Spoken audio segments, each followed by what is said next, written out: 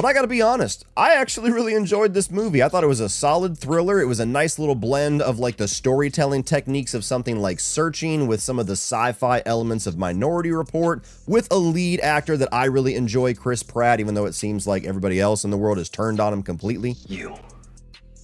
I hope you burn in hell. Me? What the f did I do to you, man? Now, this one also dumped in January. The critics right now have it at 22% Rotten Tomatoes. And audience is higher. We'll talk about that in a minute.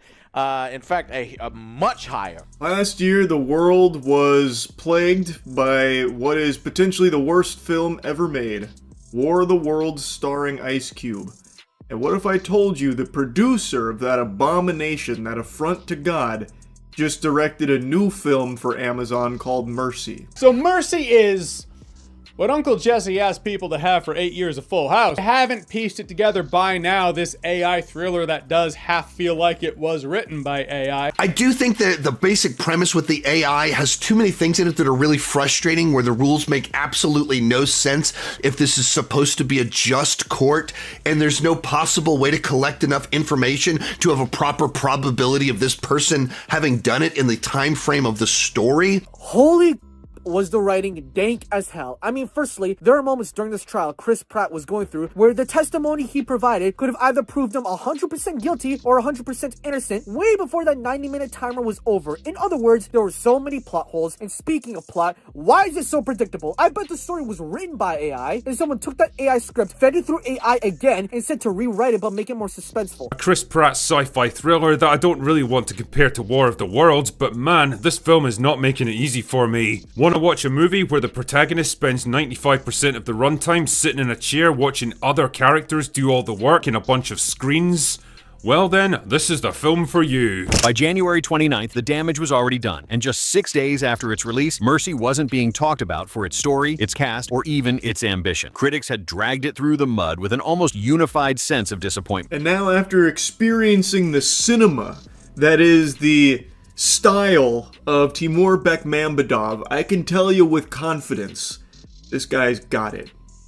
And by it, I mean terrible fucking movies to his name. Rotten Tomatoes filled up fast, the numbers weren't pretty, and for a movie led by Chris Pratt and Rebecca Ferguson, it was embarrassing. That's when people started asking questions. A film with this much star power had fallen apart so quickly, and critics were calling it forgettable while fans were saying the exact opposite. Everyone's locked into a public cloud service that the Justice Department can tap into whenever they want, because that's totally not an invasion of privacy or a breach of their constitutional rights. What do you think this is, the UK? More pressing than any of that was why Chris Pratt finally decided to speak up when the reviews started turning harsh. This felt personal. Critic scores kept sinking lower and lower, and something strange started happening online. Fans weren't agreeing with the verdict at all. Social media filled with posts defending the movie, praising the performances, accusing critics of completely missing the point. The divide grew louder by the hour. It had become a battleground. Chris Pratt was watching all of it unfold in real time. Known for usually brushing off negativity, Pratt took a different approach this time around. Staying silent wasn't an option anymore, and he made it clear he had something to say. Not angrily, not recklessly, but directly. It sounded like a challenge to the entire system that decides which movies get buried and which ones get praise. What caught everyone off guard was how fast critics turned on the film and how fast fans rushed to defend it. Looking closer at what Mercy was supposed to be, this reaction makes even less sense. Expectations were high, the marketing was confident, and everything pointed toward a solid release. Somehow, within days, the narrative flipped completely, and once that happens in Hollywood, it's almost impossible to reverse. Understanding how things spiraled this badly means going back to the moment Mercy first hit theaters and examining why so many people thought it was going to be a win. When Mercy was first announced, it looked safe. Chris Pratt was coming off years of box office success, and Rebecca Ferguson had already proven she could elevate almost any role she touched.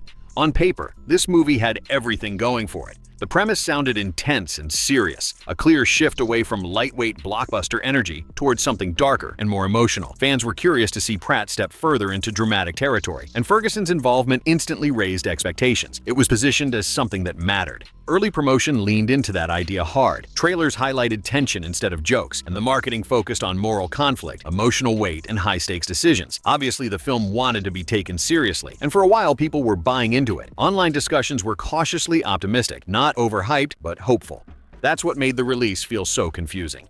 On January 23rd, Mercy finally dropped. The first few hours were quiet, with no major backlash and no instant praise, just silence. And in the movie world, silence is never a good sign. Once the reviews started rolling in, the tone shifted fast. Critics started labeling it dull instead of calling it bold or ambitious, predictable, emotionally flat. Some reviews went even further, suggesting the movie didn't justify its own existence. And when enough critics start echoing the same sentiment, the score collapses quickly. That's exactly what happened. Within days, Mercy found itself sitting at a harsh critic rating on Rotten Tomatoes, low enough to scare away casual viewers before they even pressed play. For a film that was supposed to prove something, this felt like a shutdown. Here's the part critics didn't expect though. Fans didn't agree at all. While critic scores tanked, audience ratings told a different story. Not perfect and not glowing, but clearly more forgiving. People were calling the movie flawed but engaging, messy but sincere, and most importantly, worth watching. That disconnect created tension almost immediately. The question became whether critics had already decided the answer before viewers ever got a chance. That's when things started getting uncomfortable. The problem was how aggressively the film was dismissed. Some reviews, they read like warnings, as if viewers needed to be protected from wasting their time. Words like soulless, unnecessary, and emotionally empty started popping up again and again. Once those labels stick, they spread fast. Review aggregators amplify them, headlines exaggerate them, and suddenly the conversation it's about how badly it failed. What made it worse was how quickly the narrative locked in. No grace period existed for this one. No slow burn and no chance for word of mouth to balance things out. Within days, Mercy was being grouped in with films that completely missed the mark, and for a cast this strong, that felt extreme. Some critics even questioned Chris Pratt's casting altogether, implying he didn't belong in a role like this. That struck a nerve with fans, especially those who felt Pratt was being punished for his past success rather than judged on this performance alone. Then came the comparisons. Critics began stacking Mercy against other recent releases, calling it weaker, less impactful, and forgettable by comparison. Fans noticed something strange though. Many of those same critics praised films with similar flaws. Thin plots, slow pacing, vague messaging, as long as they fit a certain mold. That's when accusations started flying. Online, people began suggesting critics had already made up their minds before watching the movie. They claimed Mercy didn't fit the type of film critics like to champion. They pointed out that Chris Pratt, whether fair or not, had become an easy target. The score kept dropping, headlines kept getting harsher, and the damage became impossible to ignore. Because once a movie is labeled bad by critics, most viewers never look deeper. They scroll past, they skip it, they trust the number and move on. Chris Pratt knew exactly what that meant. This was about reputation, and what happened next made it clear he wasn't going to let that narrative go unchallenged. Once the critic scores dropped, something unexpected happened. Fans pushed back hard instead of quietly accepting the verdict. Within hours, social media started filling up with reactions that didn't match what critics were saying at all. People weren't calling Mercy perfect, but they were confused by just how vicious the reviews were. Posts started popping up everywhere. Viewers talked about scenes that stuck with them, emotional moments that critics brushed off, performances that felt genuine even if the story wasn't flawless. The more critics dismissed the film, the louder fans became. That's when the divide fully exploded. Some fans accused critics of reviewing the movie through a checklist instead of experiencing it. Others claimed Mercy was being punished for not fitting into a trendy narrative. Many pointed out something that kept coming up again and again. If this same movie had a different lead actor, would the response have been the same? Chris Pratt's name was suddenly everywhere. Supporters argued that Pratt was being boxed into a stereotype, judged not for what he did in Mercy, but for who critics thought he was. The phrase overhated started circulating, along with accusations of bias, favoritism, and selective outrage. Meanwhile, audience scores kept climbing, not skyrocketing, but steadily rising, enough to prove that people watching the movie weren't having the experience critics described. That contrast made the backlash feel less like honest criticism and more like a coordinated takedown. Comment sections turned heated, and review threads became arguments. People stopped talking about the movie itself and started debating whether critics still mattered at all. In the middle of all that chaos, one question kept coming up. Why wasn't Chris Pratt saying anything? Normally, stars either ignore bad reviews or give vague responses weeks later. This time felt different. The reaction was immediate, the criticism was relentless, and the conversation wasn't fading. Fans began tagging Pratt directly, urging him to respond. Some wanted him to defend the film, others wanted him to call out critics by name, and a few warned him to stay quiet, saying anything he said would only make things worse. Behind the scenes, though, it was clear this wasn't just noise. The film's reputation was being shaped in real time, and if no one pushed back, Mercy risked being permanently labeled a failure, regardless of how audiences actually felt. That's when Chris Pratt finally stepped into the conversation. When Chris Pratt finally addressed the situation, it wasn't with a dramatic outburst, no insults and no tirade. That's what made it hit harder. His response came across as calm, measured, and intentional, but the message underneath was impossible to miss. He made it clear he had seen the reviews, all of them. Pratt shifted the focus instead of attacking critics directly. He talked about the people who made the movie, the crew who worked long hours, the cast who poured themselves into their roles. Most importantly, he talked about the fans who actually showed up and watched Mercy with an open mind. That alone felt like a line being drawn. Without naming names, Pratt questioned the idea idea that a handful of critics should have the power to decide a film's fate within days of its release. He emphasized that movies are meant to be experienced, not reduced to a score. And for viewers who felt spoken over, that message landed hard. The moment that really got people talking was when he hinted that some reviews felt pre-written. He didn't accuse anyone outright and didn't call the criticism fake. He simply suggested that sometimes expectations shape opinions before the first scene even plays, and for a film like Mercy, that could be fatal. The internet exploded again. Supporters praised Pratt for standing his ground without turning hostile, calling it classy, honest, and long overdue. Critics, meanwhile, accused him of deflecting responsibility and blaming others instead of accepting the film's flaws. The conversation had shifted, though. People were now asking why critics reacted the way they did instead of asking why Mercy was failing, why the tone felt harsher than usual, why similar movies had been forgiven while this one was torn apart. Once that door opens, it doesn't close easily. Pratt's response didn't save the critic score, but it did something else. It validated fans who felt ignored and reframed the narrative from bad movie to contested movie. And in Hollywood, that distinction matters more than people realize. Controversy keeps movies alive. As January came to an end, it became clear it was about whether critics still controlled the conversation or whether audiences were finally taking that power back. That's where things started getting even more uncomfortable. Once emotions cooled slightly, a deeper question started taking shape. Why did Mercy feel like it was being judged more harshly than similar films? When people looked closer, the criticism didn't fully add up. The movie had flaws, sure, but nothing that explained the level of hostility it received. That's when speculation took over. Some fans suggested Mercy made the mistake of sitting in an uncomfortable middle ground. It wasn't a full blockbuster, and it wasn't a small indie darling either. Films like that often confuse critics because they don't fit neatly into categories, and when expectations aren't met, the reaction can turn harsh. Others pointed toward genre fatigue. Stories built around moral dilemmas, heavy emotions, and slow-burning tension have been flooding the market. Critics, watching dozens of films every year, may have gone in already tired, and when that happens, patience disappears. Subtlety gets labeled as boring, and restraint gets called lifeless. One theory kept resurfacing more than any other, though: Chris Pratt himself. Over the years, Pratt has become one of the most recognizable faces in Hollywood, and with that visibility comes backlash. Some critics see him as overexposed, while others believe his past success lowered the bar for what they expect from him now. When an actor reaches that level, every new role stops being judged on its own. Instead, it becomes a referendum. Fans pointed out that critics seemed less interested in what Pratt did in Mercy and more focused on what they wanted him to be. If he stayed charismatic, they called it lazy. If he went quiet and serious, they called it unnatural. Either way, he couldn't win. Once that narrative forms, it spreads fast. Reviews start echoing each other. Phrases repeat and opinions harden. Before long, it's being processed. That's how movies end up buried before they ever get a chance to breathe. What made this sting even more was who got caught in the crossfire. Because while critics were busy tearing down Mercy as a whole, one performance kept being brushed aside. Fans noticed immediately. Rebecca Ferguson's role in Mercy wasn't flashy. No over-the-top speeches and no dramatic breakdowns designed to grab headlines. Her performance was quiet, controlled, and emotionally restrained, and that may have been its biggest problem. Subtle performances are easy to overlook. Fans quickly singled her out as one of the strongest parts of the film. They talked about the tension she carried in silence, the way her expressions said more than the dialogue, and how her character grounded the story when everything else felt uncertain. When critics reviewed the movie, though, her name barely came up. That omission raised eyebrows. Ferguson has built a reputation for elevating material that could easily fall flat, and in Mercy, many viewers felt she did exactly that. Critics focused almost entirely on pacing issues, story structure, and broader themes, as if the performances themselves weren't worth discussing. To fans, that felt unfair. Some even suggested that once critics decided the movie wasn't worth saving, they stopped looking for anything good at all. That's a dangerous mindset because it turns criticism into confirmation bias, finding reasons to justify an opinion instead of challenging it. The frustration grew louder. Online threads started asking why Ferguson's work wasn't being recognized, why her restraint was being labeled forgettable instead of mature, and why performances by actors outside the Hollywood spotlight often get more praise for doing the same thing. The contrast became impossible to ignore. Audience reactions painted a picture of a movie that was flawed but sincere, held together by performances that deserved more respect. Critics, meanwhile, treated it like a misfire not worth dissecting. Once again, that split told a bigger story. When critics and fans can't even agree on whether a performance mattered, it raises questions about how movies are evaluated in the first place. It suggests that the verdict on Mercy may have been decided long before Rebecca Ferguson ever stepped on screen. By the end of January, the narrative was locked in. The critic score wasn't changing, and headlines had moved on, but the debate hadn't faded. It had evolved. The final question still hung in the air. Was Mercy actually a failure, or was it another example of a movie being written off before it ever had a fair shot? By the final week of January, the real question was whether it even mattered anymore, because once a movie gets hit with harsh early reviews, the ripple effects move fast and they're hard to stop. Streaming algorithms notice.